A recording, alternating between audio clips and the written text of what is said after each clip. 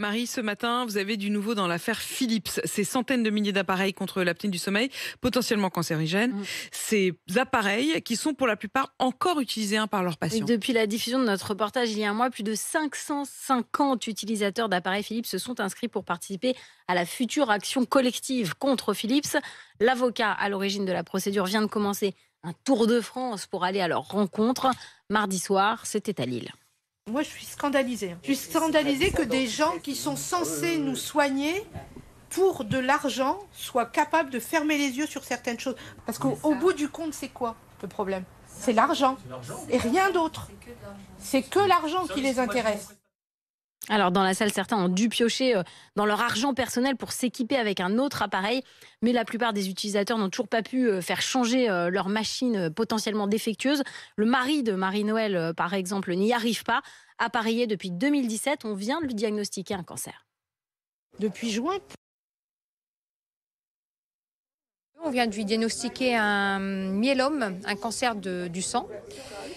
Donc on se posait la question en fait si il pourrait avoir un lien de cause à effet, puisque c'est un cancer qui est habituellement diagnostiqué chez les gens entre 65 et 70 ans et que lui il a 45 ans, il est en colère parce que justement on lui a toujours pas changé l'appareil, il est toujours en possession de cet appareil, donc il est sous chimiothérapie et toujours exposé à cette substance qui peut-être lui a créé cette maladie.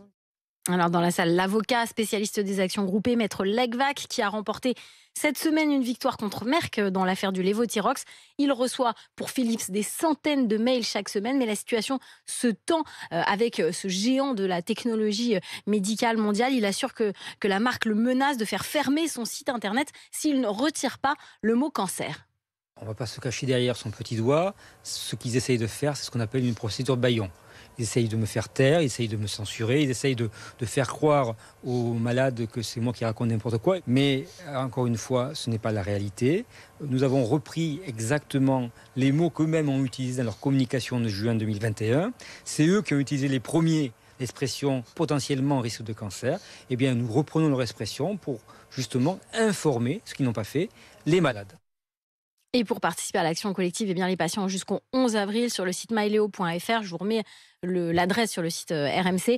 De son côté, Philippe s'assure que les dernières études concernant le risque de cancer sont rassurantes. La marque n'a remplacé à ce jour que 15% des appareils et prévoit un taux de remplacement de 56% d'ici le mois de juin. Pourtant, dans sa décision de police sanitaire, la France a spécifiquement exigé un taux de remplacement de 75% à cette date. Et évidemment, vous continuez à alerter Marie à l'adresse rmcpourvous@rmc.fr. Merci Marie, il est 6h.